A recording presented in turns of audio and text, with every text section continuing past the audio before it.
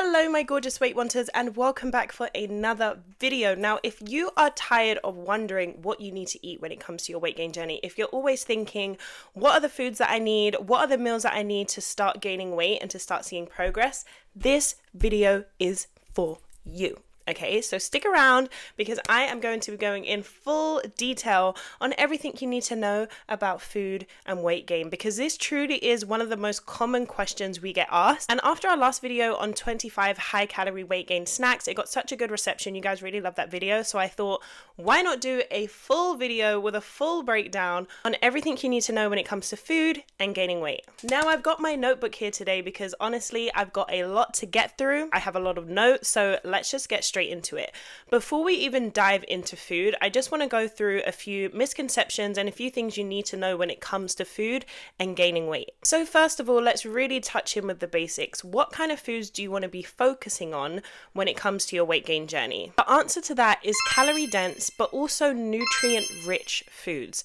That is the category of foods we want to be focusing on when it comes to gaining weight. Now, a real big misconception I see a lot in our comments, especially when we do videos on foods that are going to help you gain weight, is that if you're trying to gain weight, you shouldn't be eating the same foods as someone that's trying to lose weight. And if you're trying to lose weight, you shouldn't be eating the same foods as someone trying to gain weight. The truth is, guys, where we're trying to focus on nutrient rich foods, there are a lot of crossovers, okay? You can literally be eating the same things as someone that's trying to lose weight.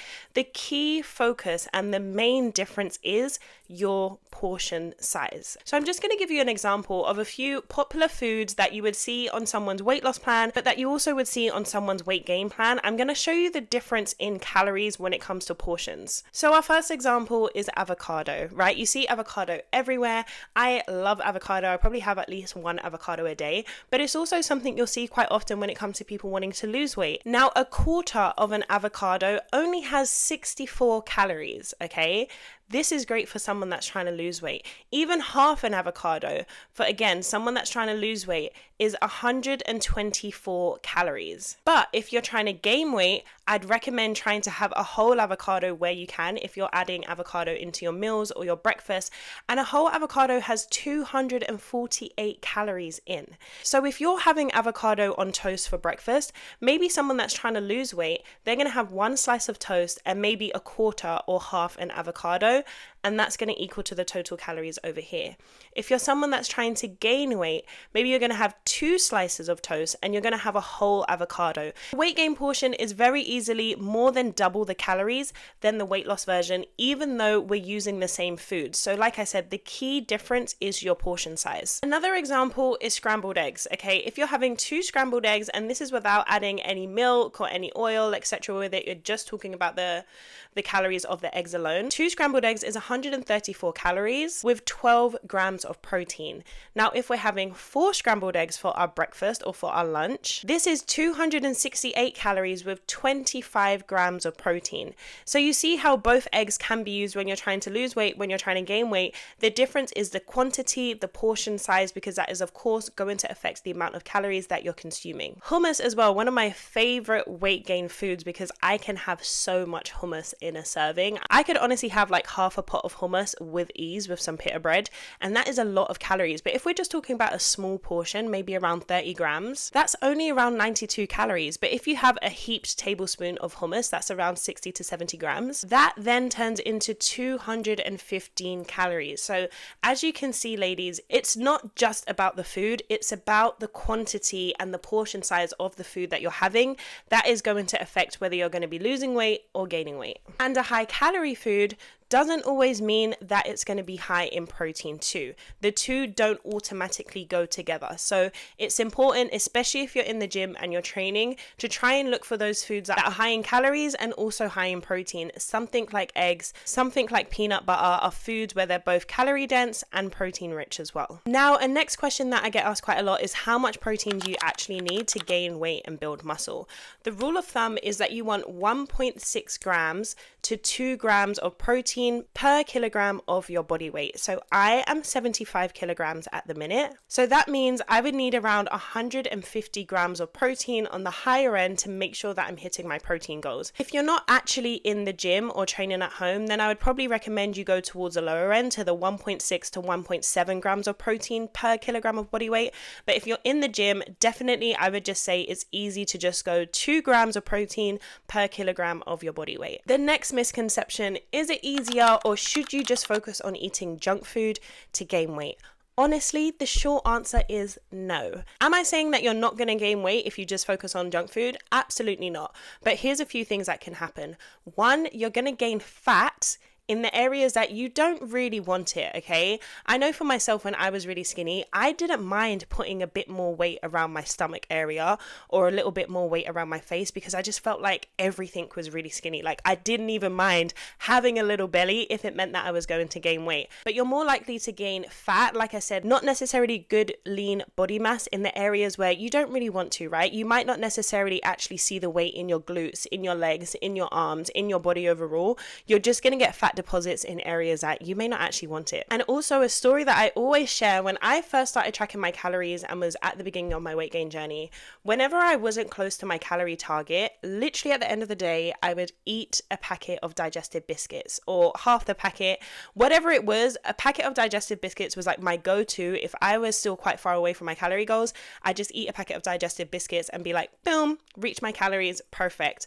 Let me tell you, not all calories are the same. So if you're focusing on that junk food that has a lot of empty calories, that has a lot of saturated fats, that has a lot of processed sugars, like I said, it's not doing the same for your body. And please don't fool yourself thinking the same results as someone who is eating a high protein balanced diet compared to you eating a load of junk food, especially if you're in the gym as well. Because if you're someone that struggles to gain weight, you're probably also someone that struggles with having low energy, right? Because you're not getting enough calories to fuel your body. So you want to make sure when you are focusing on gaining weight and you are focusing on the foods that you're consuming, you want to make sure that those foods are actually going to give you nutrients that are genuinely going to fuel your body. If you're eating junk food that has a lot of empty calories that literally just have nothing but fat and sugar in it, you're not going to be fueling your body the same way. So yes, you can and you probably will be able to gain weight if you just eat junk food, but it's not necessarily going to be the weight that you want, and you're still going to have low energy in your body as well. Now, I think the next question is probably the most popular question we get from people on their weight gain journey, and that is, how do you improve or increase your appetite, right? You know that you need to eat more, but you don't actually have the appetite to do so. Firstly, I'm going to advise you to go ahead and watch our video we did called Appetite 101, where we talk about everything you need to know when it comes to your appetite journey. But I am going to give you 2 quick tips here. And the first tip is your appetite won't change unless you make changes, right? So if you're still going through the days not even trying to eat a damn thing, nothing's going to change. With your appetite, when it comes to growing it, you want to start small, okay? So even if you wake up and you tend to have no appetite in the morning, try to just have a banana, try to just have a piece of fruit, try to just have a yogurt. And although it may seem small, it may seem really insignificant, you may be under your calorie goal still, doing that consistently is going to build your appetite, where you'll then be able to build on that, naturally feel hungry, and then be able to eat more. The second thing I want to say, if you're watching this video before the 17th of February, we do have a 45 days of weight gain challenge where we are going to be focusing on your appetite, we're going to be focusing on your eating, and we're going to be focusing on your mindset, because they are the 3 main things that tends to hold a lot of people back on their weight gain journey. So if you're watching this before the 17th of February, head to the link in the description below, because this is going to be the challenge that you need to learn how to improve your appetite, to start eating more, to fix your eating routine, to fix your relationship with food, and really start seeing progress and actually start gaining weight in 2025. Now, my last tip before we really get into the food part of gaining weight is don't overcomplicate things. I feel so many people make out that weight gain is so complicated, and when you don't know what to do, it can seem that way. It can seem like there's so much to do, there's so much you need to stay on top of. But I promise you, the key to making the best progress is by keeping your plan and your routine simple, intentional, and effective. A lot of the time we're not able to get our calories in is because we're not being intentional about our meals and what we're eating throughout the day. A lot of the time, maybe it's because we have an overcomplicated meal prep routine that just doesn't actually work for our routine or our schedule. Maybe we're just copying something that we've seen someone do on TikTok and Instagram, But maybe your life is completely different. Your schedule, your routine is completely different. So you need to find things that work for you and keep it simple. And of course, we want to make sure what we're doing is effective. I posted a video the other day on our Instagram and TikTok about me not having a lot of calories in my day by 2:30 p.m. and how I intentionally caught up on my calories by the end of the day. And the main reason I was able to do that is because the meals and foods that I was eating were high in calories. So I was being effective. I wasn't wasting my time eating things that were really low calorie and not going to help me get to that calorie goal by the end of the day. So now that first bit of the video is over, I hope that answered a lot of your question and cleared up a couple misconceptions about food and gaining weight.